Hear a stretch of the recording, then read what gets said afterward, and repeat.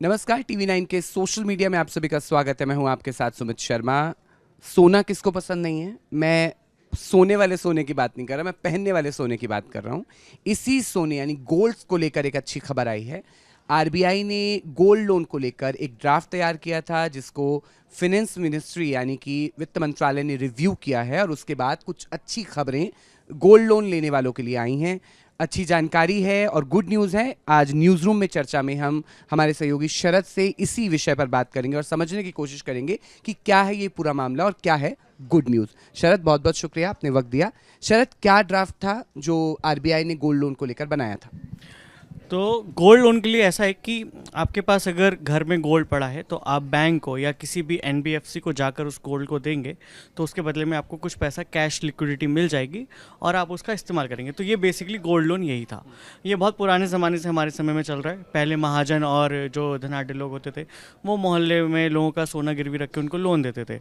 बाद में जब इसमें थोड़ा सा आप कह सकते हैं शोषण होने लगा, लोगों का सोना जब्त किया जाने लगा या उनको वापस नहीं मिला, तो इसके लिए बाकायदा रूल बने और इसके लिए बाकायदा गोल्ड लोन का एक सिस्टम बना जिसमें सारे बैंक्स और एनबीएफसी शामिल। लेकिन अभी एक समस्या ये है कि हर एनबीएफसी और हर बैंक का रूल अलग है। हर बैंक अपने हिसाब से गोल्ड लोन की वैल्यूएशन करता है, उसके हिसाब से लोन देता है। एनबीएफसी भी यही करता है। अब आरबीआई जो है वो फाइनेंशियल सिस्टम को हमारे यहाँ रेगुलेट करता है, तो वो ये चाहता है कि इस पूरे सिस्टम में एक यूनिफॉर्मिटी आए और उसके लिए उसने क्या किया है कि एक ड्राफ्ट पेपर तैयार किया है जिसमें कई सारे ऐसे रूल्स बनाए गए हैं जिससे कि गोल्ड लोन जो है, चाहे वो आप बैंक से लें चाहे एनबीएफसी से लें, वो समान रहे। और अब इसी को रिव्यू करके जो है फाइनेंस मिनिस्ट्री ने उनको भी सुझाव दिए हैं आरबीआई को। वो इसलिए ताकि इसमें कहीं ऐसे आदमी का नुकसान ना हो जाए जिसको बहुत ज़्यादा ज़रूरत है, या आप कह सकते हैं कि छोटा कर्जदार है जो लाख 2 लाख रुपए तक का कर्ज लेना चाहता है अपने घर के गोल्ड को, उसको नुकसान ना हो जाए। उन बातों को ध्यान में रख के आरबीआई ने फाइनेंस मिनिस्ट्री ने इसके लिए आरबीआई को कुछ सुझाव दिए और उसमें एक सुझाव ये भी कि इसको तुरंत में लागू ना किया जाए। इसके लिए समय लिया जाए, सोचा जाए, विचारा जाए, सभी लोगों के साथ बातचीत की जाए, स्टेक होल्डर्स के साथ में, और फिर 1 जनवरी 2026 से इसे लागू किया जाए। तो ये तो है मोटा मोटी इस सब्जेक्ट की बात। अब रही बात कि आरबीआई ने कौन से रूल्स फॉर्म किए, तो आरबीआई ने इसके लिए कुछ रूल्स जो फॉर्म किए उसमें मैं आपको एक एक करके बारी बारी कुछ बता देता हूँ। तो सारे रूल्स तो अलग, जब आप पढ़ेंगे ड्राफ्ट तो बड़ा है, लेकिन हम बेसिक रूल्स बता देते हैं। जैसे अभी गोल्ड लोन के लिए वैल्यूएशन जब होता है तो उसमें 100 रुपये के बदले में, मान के चलिए आपके गोल्ड की वैल्यू 100 रुपये है, उसके बदले में आपको कितना लोन मिलेगा ये बैंक डिसाइड करते हैं या एनबीएफसी। आरबीआई अब चाहता है कि नहीं, ये एक फिक्स वैल्यूएशन हो। अगर आप 100 रुपये का गोल्ड बैंक को दे रहे हैं, उसको दे रहे हैं एनबीएफसी को, वो आपको 75 रुपये का ही लोन देगा। ये फिक्स करना चाहता है आरबीआई। इससे 2 चीज़ें फ़ायदेमंद होंगी। एक तो आपको भी पता रहेगा कि आपकी वैल्यू का आपको लोन कितना मिलेगा, आपको बार बार दिमाग नहीं लगाना पड़ेगा कि इसकी वैल्यूएशन कम होगी ज़्यादा होगी। दूसरा, बैंकों का जो रिस्क है इसको लेकर के, गोल्ड ज्वेलरी को लेकर के, वो भी कंट्रोल हो जाएगा। तो ये 2 चीज़ें उसमें, तो फाइनेंशियल सिस्टम में स्टेबिलिटी आएगी इससे। सरस सवाल मेरा ये है आपसे कि जो अभी अगर करंट की बात करें तो करंट में अगर आपका 100 रुपये का गोल्ड है तो कितना लोन मिलता है? डिपेंड करता है ना, बैंक, कोई बैंक आपको 90% तक भी लोन दे सकता है, कोई बैंक आपको 80% भी लोन दे सकता है। यूनिफॉर्मिटी नहीं है। अब जो है वो आप 75 रुपये 75% फिक्स हो जाएगा कि आपकी 100% वैल्यू का 75%। एक और चीज़ उसमें जो की गई है वो ये है कि अब जो बोरोअर होगा उसको ये देना पड़ेगा कि उसकी ओनरशिप है उस गोल्ड पे। इसका एक और फ़ायदा है कि चोरी का जो माल है वो उसके बदले में लोन ना ले लिया जाए। तो ये एक उसमें सिस्टम बनाया गया है कि ओनरशिप आपको साबित करनी पड़ेगी अगर आप कर्ज लेने जा रहे हैं तो आपको। अब इसमें एक और समस्या थी, वो ये कि जैसे बहुत सारे लोगों के पास सोना जो होता है वो पीढ़ियों से आता है, तो उसका कोई बिल नहीं होगा, कुछ और नहीं होगा। तो उसके लिए आरबीआई कोई रूल बनाएगा। अभी उसमें रूल्स अभी क्योंकि डिफाइन नहीं हुए, सिर्फ थॉट्स आए हैं। तो उसमें ये होगा कि ओनरशिप के लिए एफिडेविट लिया जाएगा, या ओनरशिप जो साबित करनी होगी वो बोरोअर को करनी होगी, यानी कि जो कर्ज ले रहा है उसे। अच्छा, लेकिन बैंकों को भी खुला नहीं छोड़ा गया है, बैंकों को भी बांध दिया गया है। उसके लिए नियम ये है कि बैंकों की ये जिम्मेदारी होगी कि वो जो गोल्ड उनसे ले रहे हैं उसके लिए उनको सर्टिफिकेशन दें कि कितना गोल्ड आपने लिया है, उसका कैरेट क्या है, उसकी ग्राम क्या है, उसकी वैल्यू क्या है, प्लस उसमें स्टोन का यूज़ हुआ है या उसमें किसी हीरे का यूज़ हुआ है या उसमें किसी और कीमती पत्थर का यूज़ हुआ है, पन्ना वगैरह का, जिसकी अलग अलग वैल्यू आपको सर्टिफिकेट में दिखानी पड़ेगी। और अगर उसमें कोई मिक्स धातु है, मान के चलिए बहुत सारी ज्वेलरी ऐसी भी होती है जिसमें गोल्ड के साथ प्लेटिनम भी जुड़ा होता है या कोई और धातु जुड़ी होती है, तो उसकी भी वैल्यूएशन आपको दिखानी। और ये वैल्यूएशन बैंक जो तय करेगा वो अलग अलग सर्टिफिकेशन बना के ग्राहक को बताएगा, और जो कॉन्ट्रैक्ट होगा उसमें सारी नियम शर्तों को लिखा जाएगा और उनकी वैल्यूज़ को भी लिखा जाएगा।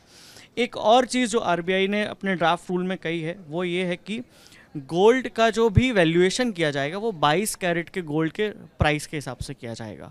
अब इसको कैसे समझ सकते हैं कि मान के चलिए आप अपने गोल्ड को लेके गए बैंक के पास गिरवी रखने और लोन लेने, लेकिन वो गोल्ड है 18 कैरेट का, 22 कैरेट का नहीं है। तो अब बैंक उसका जो वैल्यूएशन करेगा वो 22 कैरेट के रूल के हिसाब से करेगा। तो वो 18 कैरेट का जो गोल्ड है उसको पहले 22 कैरेट के गोल्ड के रेट में कन्वर्ट करेगा और फिर उसके हिसाब से उसका वैल्यूएशन करेगा। तो इससे एक और फ़ायदा जो होगा कि बैंकों के पास कितना गोल्ड एज अ रिजर्व आया है ये या एज अ कोलेट्रल आया है, उसका भी एक वैल्यूएशन निकालना आसान होगा, क्योंकि सबका रेट 22 कैरेट के हिसाब से फिक्स हो जाएगा।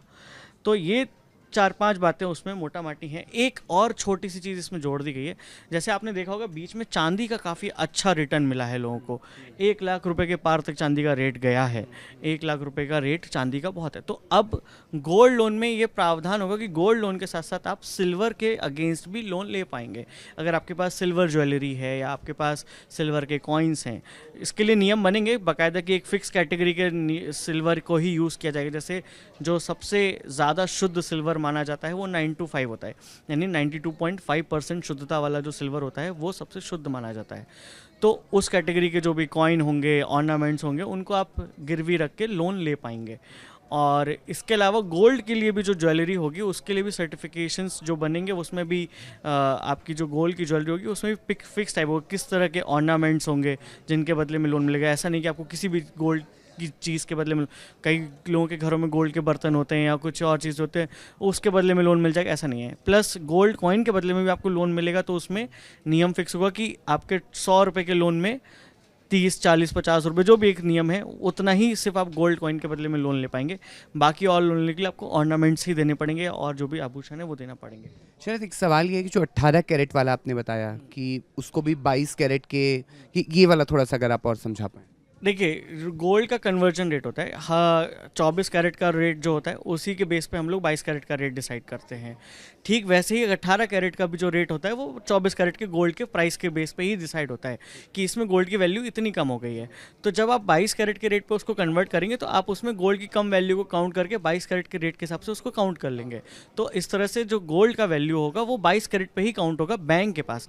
अब आप इसको ऐसे समझ सकते हैं कि 100 रुपये की वैल्यू है 22 कैरेट के रेट की, ठीक है, और 18 कैरेट की वैल्यू है मान के चलिए 80 रुपये है। तो जब आप 22 कैरेट के रेट में उसको कन्वर्ट करेंगे तो 18 कैरेट की वैल्यू और कम हो जाएगी और वो आपको और कम फिर आपकी वैल्यू के हिसाब से उसको लोन मिलेगा।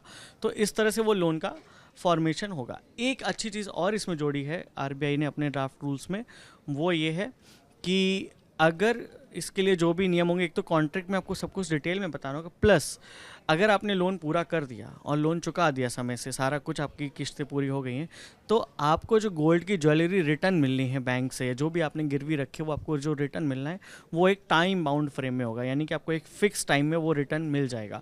इसके लिए ऐसा नहीं होगा कि आपको महीनों टहलाया जाए बैंक में या आप बैंक के चक्कर ही लगाते रहें कि अभी तो गया है बड़े साहब का साइन होगा, नहीं, उसके लिए एक टाइमलाइन फिक्स हो जाएगा। इस टाइमलाइन के अंदर वो गोल्ड ज्वेलरी आपको वापस करनी होगी। अब बात आती है इस पे कि फाइनेंस मिनिस्ट्री ने क्या रिव्यू किया है और फाइनेंस मिनिस्ट्री ने इस पे क्या सुझाव दिए हैं आरबीआई को। तो सबसे पहला सुझाव तो यही है कि इसको आनन फानन में लागू ना किया जाए, बाकायदा इस पे समय लिया जाए और 1 जनवरी 2026 तक के लिए इसको टाला जाए। और इसके लिए जो तैयारियां करनी है बैंक को, एनबीएफसीज को, उसके लिए उनको समय दिया जाए, क्योंकि ये बड़ा एक चेंज होने वाला है और उसके लिए उनको ज़रूरत पड़ेगी। दूसरा उन्होंने एक और जो बात कही है इस पूरे प्रकरण में, वो ये कही है कि छोटा बोरोवर जो है, जैसे आपको मैं बताऊं कि आपके घर में अगर कोई मेड आती है तो उसके पास कुछ हो ना हो, ज़्यादा संपत्ति ना हो, लेकिन कुछ चीज़ें गोल्ड की उसके पास हमेशा होती हैं, तो वो गोल्ड का कभी उसको ज़रूरत पड़े तो वो उसको गिरवी रख के लोन ले सके। ठीक है, तो इस चीज़ को ध्यान में रखते हुए कि छोटे लोगों को या जो छोटी कैपिटल के लिए लोन लेना चाहते हैं उनको दिक्कत ना हो, इसके लिए आरबीआई ने उन जो फाइनेंस मिनिस्ट्री है उसने आरबीआई से कहा है कि आप इसको मेंटेन करें और इस चीज़ को ध्यान रखें कि इन लोगों को इस नए नियमों से कोई नुकसान ना हो। साथ में एक चीज़ उसने और जोड़ी है कि 2 लाख रुपए तक का अगर कोई लोन लेने आता है गोल्ड के बदले में, तो उसको इस तरह के झंझटों से, जिसमें उसको अपनी ओनरशिप साबित करनी पड़े या उसका जो सर्टिफिकेशन बने, वो सबसे झंझटों से उसे मुक्त रखा जाए ताकि उसके लिए लोन आसानी से उसे मिल सके। तो मोटा माटी अभी यही सारी बात है गोल्ड लोन की। प्रोसेस भी शरद थोड़ा आसान होगा, फ़ायदा होगा, और एनबीएफसी पर भी एक तरीके से नकेल जो है वो कसेगी आरबीआई। एनबीएफसी पे नकेल करने से ज़्यादा ये है कि उसमें ये फ़ायदा होगा कि अभी जो भी कोई रूल रेगुलेशन इसके लिए फिक्स नहीं है, तो उससे एक यूनिफॉर्मिटी आएगी सिस्टम में। आपको ये पता रहेगा कि कितना गोल्ड लोन सरकार या एनबीएफसी ने दिया और कितना उसमें रिस्की है, कितना नॉन रिस्की है, तो उसका डेटा कलेक्शन आसान होगा। दूसरा, गरीब आदमी के लिए जो सरकार ने सुझाव दिए वो इसलिए भी ध्यान में रखना ज़रूरी है कि इस देश की बड़ी आबादी अभी भी काफ़ी कम उस पर गुजारा भत्ता करती है मासिक उस पर, और इसके लिए उनके लिए ऐसे समय में गोल्ड जो एक चीज़ होती है जिस पे वो निवेश भी करते हैं अपने बच्चों के लिए या अपने लिए, वो ज़रूरत के वक्त पे काम आता है। और जैसे आपको मैं एक एग्जांपल दूं पुराने समय का भी, तो मदर इंडिया मूवी आपने देखी होगी, तो मदर इंडिया में भी जब जो नरगिस जी के ऊपर कैरेक्टर पे, जो उनका कैरेक्टर है उस पर विपत्ति आती है, तो वो अपने सोने के कंगन लेके ही सुखी लाला के पास जाती हैं और गिरवी रख के उससे पैसा लेके आती हैं। बाद में वो फिल्म का मेन पार्ट भी बनता है कि बिरजू, उनका जो बेटा होता है, वो जाके उसके विरोध में जाके और सुखी लाला से उसके कंगन छुड़ा के लाता है। और बाद में एक गणेश आचार्य ने इस पर गाना भी बनाया है बहुत अच्छा, कि गुना दें आप दर्शकों के लिए आज वो भी। सुनाऊंगा तो नहीं, लेकिन मैं हाँ बता सकता हूँ कि बिरजू का, और जिसमें सारे एक्टर्स थे, सलमान से लेकर के अमिताभ बच्चन तक उस गाने में थे। वो एक प्रोमोशनल सॉन्ग था जिसमें ये कहता है लाला मेरी माँ के कंगन कब लौटाएगा तू, ऐसा कुछ करके वो एक गाना था। तो उनकी वो पहली डायरेक्टर मूवी थी, उसमें उन्होंने उसको यूज़ किया था। तो एक बहुत अच्छा हमारे यहाँ ये कॉन्सेप्ट है कि गोल्ड लोन हमारे यहाँ बहुत सालों से चल रहा है और हमेशा से रहा है ये। और अब इसमें और आपको जो है बहुत ज़्यादा यूनिफॉर्मिटी और लीगलाइज तरीके से आपके लिए अवेलेबल होगा। तो शरद, इसका फ़र्क आपको लगता है कि मतलब ये लोगों के लिए फ़ायदेमंद होगा? और जैसे आपने मुझे बताया कि छोटे, अगर कोई 2 लाख का लोन लेने जा रहा है तो उसके लिए बहुत सारा जो आपको वेरिफिकेशन और इन सब चीज़ों से कुछ राहत लोगों को मिलने वाली। तो उनके लिए हो सकता है कि अभी जो ड्यू डिलिजेंस का प्रोसेस है, जो भी अभी प्रोसेस है, वो वैसे के वैसा रखा जा सकता है। उससे बड़ा लोन लेने वालों के लिए नियमों को कड़ा किया जा सकता है। लेकिन अभी ये बात सिर्फ ड्राफ्ट में है, तो अभी हम इस पर कुछ स्पष्ट नहीं कह सकते कि ये नियम बनेंगे ही। हाँ, लेकिन चूंकि अब आरबीआई के दिमाग में है, तो इसका मतलब ये है कि उसकी नज़र इस चीज़ पर है, इस पूरे सेगमेंट पर है, और वो इस सेगमेंट पे लेकर के काम करेगा। तो यही बात है कि गोल्ड लोन का जो स्ट्रक्चर है वो काफ़ी ज़्यादा, आप कह सकते हैं, फॉर्मलाइज होने वाला है इस देश में बहुत जल्दी, और अलग अलग जो नियम बन कायदे घूम रहे हैं मार्केट में, वो सब एक जगह आ जाएंगे। तो चलिए, कोशिश थी कि आपको इस बड़ी खबर और गुड न्यूज़ से जुड़ी जानकारी जो है वो आसान भाषा में समझाएं। आपका कोई सवाल है तो आप कमेंट में पूछ सकते हैं, हम कोशिश करेंगे आपके उस सवाल को एड्रेस करने की, जवाब देने की। तो जो फाइनेंस मिनिस्ट्री ने रिव्यू करके जो सजेशंस दिए हैं वो हमने आपको बताए। हालांकि बहुत जल्द या अभी ये लागू नहीं होने जा रहे हैं, मिनिस्ट्री ने भी बोला है कि इसको बहुत सोच विचार के ही लागू किया जाए। कोशिश थी आपको ये खबर न्यूज़ रूम में चर्चा, जो हमारा शो है, उसके ज़रिए पहुँचाने की। अगर आप कोई सवाल पूछना चाहते हैं तो #न्यूज़ रूम में चर्चा आप कैप्शन में देखेंगे, उसके ज़रिए पूछ सकते हैं। हमारी कोशिश होगी कि हम आपको इस विषय में और जानकारी दे सकें। फिलहाल हमारी इस प्रस्तुति में इतना ही। शरद, आपका शुक्रिया, नमस्कार।